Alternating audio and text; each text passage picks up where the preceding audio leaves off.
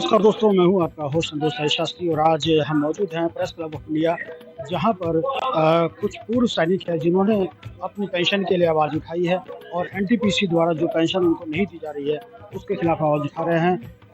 आपको लेकर आए हैं प्रेस क्लब ऑफ इंडिया में, उनकी आवाज़ सुनते हैं।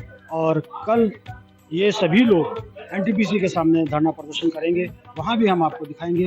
लेकिन फिलहाल हम आपको लेकर आए हैं प्रेस क्लब ऑफ इंडिया, जहाँ पर ये सभी पूर्व सैनिक अपनी पेंशन को लेकर प्रेस कॉन्फ्रेंस कर रहे हैं। आइए आपकी भी मुलाकात करें। सरकार जिम्मेदार है, एनटीपीसी जिम्मेदार है। अंत आने के बाद हम क्या करेंगे अभी नहीं बताएंगे। सर, संतोष दुबे बोल रहा हूँ यूएनआई से।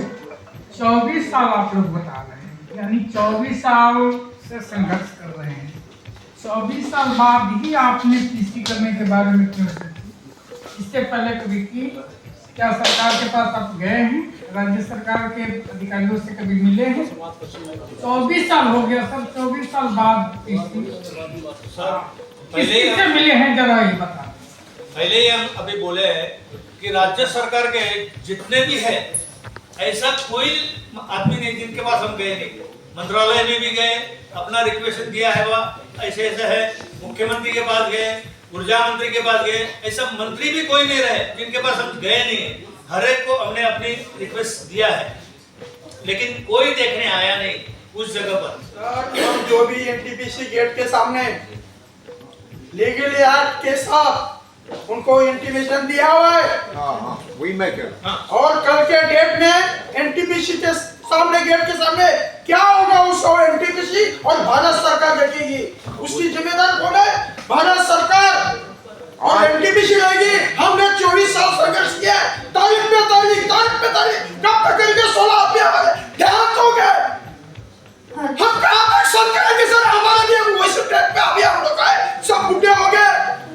कल आर पार हो जाना चाहिए। एक तो आर पार होगा, इसकी हालत में हम अभी इस ट्रैक पे पहुंचे, लेकिन क्या करेंगे और क्या नहीं करेंगे वक्त आने पे हम बताएंगे।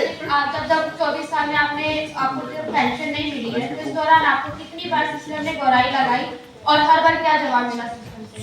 कंपनी के पास? Yes sir. कंपनी के पास तो हम अभी आपके पास क्यों आए कि इतना सारा जानकार, इतने सारे लोग जो उसमें माहिर है, उनसे हम एक बार सेंट्रली मिले, ताकि हमारा नहीं तो जहाँ डिस्ट्रिक्ट में हम लोग थे, स्टेट लेवल तक हम सबके पास गए, सबके पास बोले, एनटीपीसी के पास गए। एनटीपीसी तो सुनना ही नहीं चाहते, हमारी बात ही नहीं सुनना चाहते। जो उनका दर्शन होता है गेट में कोई मिलता नहीं, मिलते हो कोर्ट में, डेट में आते हैं, 2 मिनट में निकल जाते हैं, डेट एक्सटेंड करते। बस यही उन्होंने किया, हमसे कभी बात करने की कोशिश नहीं किया, ना उन्होंने हमको कोई रिस्पॉन्स दिया कि आपको ये दे देंगे। वो मानते ही नहीं है चीज, वो इस चीज को मानते ही नहीं। क्या आपने कभी पावर मिनिस्टर को कोई प्रेजेंटेशन दिया स्टेट के, सेंट्रल के? उसको दिखा सकते हैं आप? कोर्ट की कोई स्टेटमेंट होगी? हाँ है एकदम आप दिखा सकते हैं। आपको व्हाट्सएप कर दिया जाए सब कुछ, आप नंबर दे दीजिए। ठीक है। फाइल पूरी फाइल सर मेरे पास है ना। अभी भी जहाँ पे आप लोगों को जो फाइल लीगली जो डॉक्यूमेंट है, आप लोगों को जो भी लीगली डॉक्यूमेंट है, सैनिक आराम में एक फाइल अगर आप बोलते तुरंत मैं जाके लेके भी आ सकता हूँ। लेकिन हम लोग परमानेंट एम्प्लॉयज है, हमारे सारे परमानेंट एम्प्लॉयज है। हमें जबकि हमें बैक्टल के बाद ओपीओ ने हमें हायर किया है कि आप लोग अच्छे सिक्योरिटी है, आपने इस कंपनी को अच्छा प्रोजेक्ट बना दिया है, आप लोग अभी ओपीओ में आइए। उसका नाम है, ये देखो यहाँ पे है लिखा हुआ, ठीक है। और ओपीओ का भी नंबर है, ओपीओ का नंबर है यहाँ पे, ओपीओ का एम्प्लॉयज नंबर है। ओपीओ के बाद हम लोग डीपीसी में आगे, डीपीसी में आगे ये डीपीसी का भी नंबर है, एम्प्लॉयज नंबर। जबकि हमने डीपीसी में आने के बाद, कोर्ट इशू आने के बाद एनटीपीसी ने हमारे साथ गद्दारी की है। जबकि हम बैठक के बाद, ओपीओ के बाद डीपीसी में आ गए, तो एनटीपीसी को लेने में कोई प्रॉब्लम नहीं था। हम लोगों को सीआर के बजाय हम लोगों को सुरक्षा रखना था उन्होंने, लेकिन हमारे साथ बड़ा अन्याय हुआ है। बहुत गलत कार्रवाई की है। इसलिए आप लोगों को मेरे माध्यम से हम बताना चाहते हैं, कल का जो धरना होगा भारत सरकार जवाबदारी और एनटीपीसी रहेगी। कल 11 साढ़े 11 बजे का टाइमिंग है, हम लोग ये रखा है। Thank you. जो भाव से आप आए हैं हम सबका सम्मान करते हैं। हमारे से पहले ही हम बोले हैं क्यों आप इसमें कुछ लेडीज है, कुछ हमारे से कोई गलत वर्ड हो तो माफ़ कर दीजिएगा।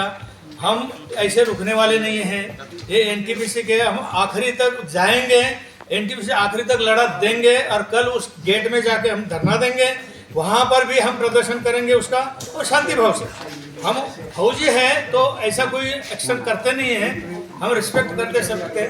और आपने जो हमारे लिए किया है वो बहुत ही महत्वपूर्ण है, लेकिन एनटीपीसी को हम अब बख्शेंगे नहीं। लास्ट तक जो भी हमारे से बनता है उस स्टेज में हम जाके उनसे कार्रवाई करेंगे, उनसे हम उस चीज़ का फाइट करेंगे तो कानूनी लीगली होगा। हम ऐसा अनलीगली कोई चीज़ करेंगे नहीं उनके ऊपर। लेकिन आपकी मांगे क्या है? मांगे हमको यही थी कि जब एनटीपीसी ने बाहर निकाला हमको, तब हम लोग 30, 32, 40 साल के थे। हम किसी भी गवर्नमेंट के एम्प्लॉय हो सकते थे, और एम्प्लॉय होने से आज हम दूसरे पेंशन में निकल जाते हैं। हमारे बच्चों का परिवेश अच्छा होता, हमारा फाइनेंशियली हमारा स्टेटस अच्छा होता, ना हम उधर कह रहे हैं ना इधर कह रहे हैं। इसीलिए आज हम बच्चे जो महसूस कर रहे हैं कि अपना एक बाप फौजी होने के बाद हमारा अच्छे ढंग से परिवेश, अच्छे ढंग से शिक्षा नहीं दे पा रहा है, तो फीलिंग उनको है। और उनके जो दुख है वो देख के हमको लगता है कि हम कुछ सुसाइड कर गया, ऐसा फीलिंग है हमारा। या गेट पर करें या कहीं करें, बिल्कुल उद्रेक इतना है। लेकिन एक हम फौजी रहने की वजह से हम किसी बंधन में बंधे हुए हैं दूसरे के प्रति। हम लोग ऐसा कर नहीं सकते एक सिविल की तरह से बिना सोच समझे। इसीलिए हम लोग सुबह और ऐसी शांति ढंग से हम बता रहे हैं कि हमको ये न्याय मिलना चाहिए। आप पर भी सब पर हमारा भरोसा है, आपने इतना जो हमारे लिए सपोर्ट किया है, अब हमें न्याय मिलेगा इसका हमको पूरा भरोसा है। और इस कार्रवाई के लिए हम वैयक्तिक हम एनटीपीसी से लड़ा दे ही दे देंगे आप। इसलिए आप हमें सपोर्ट करें और कानूनी जो कुछ है हमारी मदद कीजिए, ताकि हमारा परिवेश अच्छा हो जाए, हमारे बाल बच्चों का आशीर्वाद आपको भी मिल जाए। ताकि आपका फाइट करना ये हमारे लिए बहुत महत्वपूर्ण रखता है चीज़। क्यों आप सच्ची जो चीज़ है दुनिया के सामने लाते हैं, हर एक डिपार्टमेंट के सामने लाते हैं और आप उनको न्याय दिला देते हैं आप। इसलिए ये हमारा विश्वास है, तो आप करेंगे इसका हमको पूरा उम्मीद है। धन्यवाद। फैसला आने वाला होता था, एंड टाइम पर बदल दिया जाता था, एंड टाइम पर बदल दिया जाता था, एंड टाइम पर। और ऐसा बहुत बार हुआ, एक दो बार नहीं, वो बहुत बार हुआ।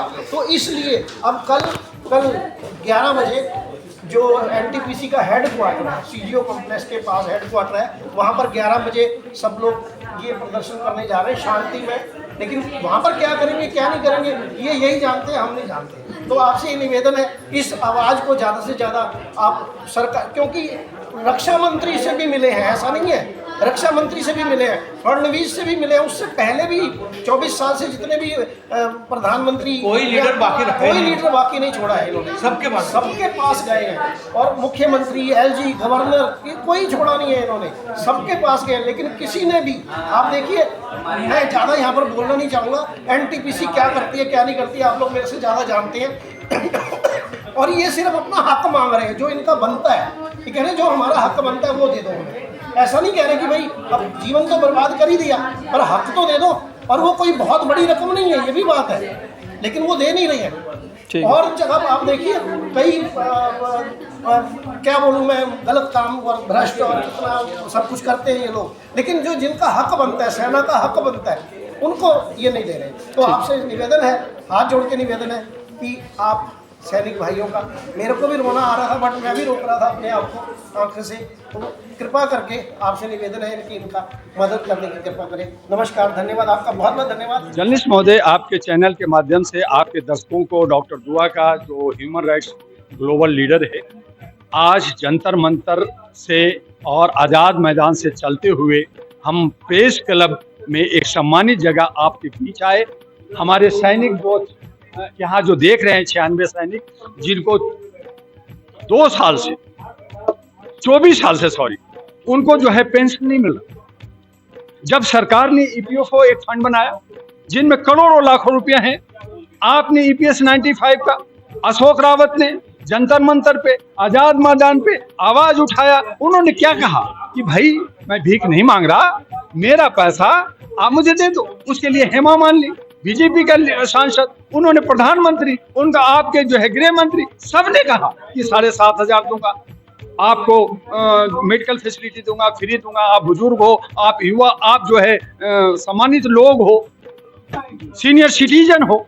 लेकिन जब सीनियर सिटीजन कहते हो और आप खुद लोग हो, नेता भी सीनियर सिटीजन, मजे की बात है कि आप एमएलए का भी पैसा ले रहे हो, एमपी बन के भी ले रहे हो, एक राज्य से दूसरी जगह वहां भी ले रहे हो, यानी 4 जगह से आप लूट रहे हो। और ये बात हुआ नहीं, आप पार्लियामेंट में शीतकालीन अधिवेशन में लोगों ने कहा कि एक नेता 4 जगह से पेंशन ले रहा है। हमारा सैनिक जो सेवा करता है, हमारा रक्षा करता है, जिससे हम शांति से रहते हैं, जिससे हम रोटी बेटी खाते हैं, जिससे हम अपने परिवार के साथ सुख शांति से सोते हैं, उनको आप पेंशन नहीं दे रहे। तो इनको कितनी शर्म होती है जब इनका नाती पोता इनसे कहता है एक पार्ले की बिस्किट दो ना, एक चौकी दो ना। ये पैकेट पॉकेट में हाथ डालते हैं, पैसा नहीं है तो ये इनको शर्म नहीं आता है। तो क्या ये इनका शर्म, क्या राष्ट्र का शर्म नहीं है, क्या व्यवस्था का शर्म नहीं है? और इसके लिए इन्होंने महाराष्ट्र से चल करके इस प्रेस क्लब में आए हैं अपना हक अधिकार मानने के लिए। आज ये कह रहे हैं कि एनटीपीसी का हेडक्वार्टर में करेंगे, आप वहां से अरेस्ट कर लोगे, आप उसको जेल भेज दोगे। जैसे आपने इंडिया गेट पे एक मुजरिम को आपने उनको जो है वो एक तो छोड़ दिया कोर्ट ने और आप बाकी को अंदर कर दिया। तो जो विक्टिम है वो जेल में और जो बलात्कारी है वो बाहर घूमेगा, यही कानून है। तो इसी तरह से आज हमारे नौजवानों का, आज हमारे किसानों का, आज हमारे मजदूरों का हक छीन छीन के, काट काट के, ये बार बार कहते हैं नेहरू क्या, इसने क्या ठीक नहीं किया भाई 70 में, तभी तो हरा के आपको लाए। आप उसका विरोध किया, मैंने भी हटा दिया। ठीक है साहब, आप आइए। आप उन्होंने कहा गरीबों को हम ये हटा देंगे, कम कर देंगे। आपने कहा मैं मिटा दूंगा। तो दोनों का क्या है, एक हटा देंगे, एक मिटा देंगे, तो जिएगा कौन? चंद लोग। तो इसलिए मुझे किसी सरकार से कोई शिकायत नहीं है, बस उनकी व्यवस्था, उनको अपने दायित्वों का निर्वहन, राष्ट्र के लिए जो जिम्मेदारियां हैं, जिस पे वो कहते हैं कि मैं सेवक हूँ, सेवादार हूँ, चौकीदार हूँ, उसका दायित्व का आह्वान करें। ना कि 350 करोड़ का खाना खाएंगे, 150 करोड़ में देशों में घूमेंगे, आप जनता का जो है बेवकूफ बनाएंगे, मैं झोला लेके आया हूँ, झोला लेके जाऊंगा। तो इस तरह का वक्तव्यों से हमारी जनता को कोई राहत नहीं मिलेगा। मानवाधिकार का जो हमारा फंडामेंटल राइट्स है, हमारा जो संवैधानिक अधिकार है, हमारा जो संविधान कहता है और उस सेकुलर देश है, तो उसको करना होगा। चंद लोग जो रजिस्टर्ड भी नहीं है, अगर वो कहते हैं कि नहीं साहब मैं कानून को नहीं मानता, पार्लियामेंट को नहीं मानता, ये तो हिंदू राष्ट्र है। तो हिंदू राष्ट्र है तो प्रधानमंत्री क्या कर रहा है, गृह मंत्री क्या कर रहा है, राष्ट्रपति क्या कर रहा है, गवर्नर क्या कर रहा है, चीफ जस्टिस क्या कर रहा है, सबको बंद करो, कोर्ट को बंद करो। फिर कहो कि कथावाचक जिसको गार्ड ऑफ ऑनर आपने उत्तर प्रदेश में दिया, जिनको आप इधर उधर कर रहे हैं, बंगाल में कर रहे हैं और जगह कर रहे हैं, तो आप उस तरह से शासन कीजिए, हम उनका गुलाम होंगे। जी सर कहेंगे, जी महाराज कहेंगे। जैसे देश के प्रधानमंत्री आपका जो है राष्ट्रपति भवन के बगल में एक बड़ा महल बना रहे हैं, केजरीवाल दिल्ली के अंदर शीश महल बनाया, आज हमारा जो है रेखा गुप्ता आज एक बहुत बड़ा महल बना रही हैं। तो ये क्या सोच के बना रहे हैं? इसलिए सोच के बना रही है कि 2047 तक मैं शासन करूंगा। यहाँ धृतराष्ट्र अगर 100 साल शासन कर सकता है, अगर कांग्रेस 70 साल शासन कर सकता है, तो मैं भी 170 साल शासन करूंगा। ये चल रहे हैं तो जनता का हक और अधिकार कहाँ जाएगा? उसका जो है उसका जो रोटी कपड़ा का और उसका शिक्षा स्वास्थ्य का कहाँ जाएगा? आज शिक्षा को खत्म किया जा रहा है, खत्म किया जा रहा है, आज जो है उसको महंगा किया जा रहा है। तो वहाँ हक अधिकार छीने जा रहे हैं। ये तमाम सैनिक, ये तमाम मजदूर और किसान मांगते रहेंगे। आने वाले वक्त में किसानों का आंदोलन भी शुरू होने जा रहा है। और कौन ये आंदोलन करते हैं? क्योंकि हमारा डेमोक्रेसी कहता है कि जब तक आवाज नहीं दोगे आपका हक अधिकार नहीं सुना जाएगा, और इसीलिए आवाज उठाते हैं। लेकिन सुनता कौन है? सभी कोटन डाल रखा है, एरोप्लेन में घूम रहे हैं, कोई आवाज नहीं सुनना। आपको जितना बोलना है बोलते रहिए। और यही वजह है कि ये सब हमारे जो है महाराष्ट्र के ये सब प्रबुद्ध लोग अपने कपड़ा उतार के नंगा होकर करके भीख मांग रहे हैं कि मेरा हक अधिकार दे दो, लेकिन इनके कान पे जू नहीं देंगे। इसीलिए आज प्रेस क्लब जो एक संवैधानिक जगह है, जो हमारा भारत का दिल है, यहाँ से इन्होंने आवाज उठाई है। और कल ये जा रहे हैं एनटीपीसी का हेड क्वार्टर में, हो सकता है ये सब अरेस्ट भी हो जाएं, लेकिन ये डर नहीं रहे। अरेस्ट करो, जेल भेज दो, चलो अगर बाहर नहीं खिला रहे हो तो बाहर जेल में तो खिलाओगे, तो इसीलिए उसके लिए तैयार है हक अधिकार के लिए। धन्यवाद। नमस्कार दोस्तों, बीसीआर न्यूज़ में आपका स्वागत है। मैं हूं आपका होस्ट एंड दोस्त अजय शास्त्री। उम्मीद है आपको ये हमारा वीडियो अच्छा लगा होगा, तो आप इसको शेयर कीजिए और लाइक कीजिए और साथ साथ हमारे चैनल को सब्सक्राइब भी कीजिए। जी हाँ, ऐसे ही नए वीडियो के साथ फिर आपके साथ हाजिर होंगे। तब तक के लिए आपसे अलविदा लेते हैं। भारत माता की जय, वंदे मातरम। जय हिंद दोस्तों।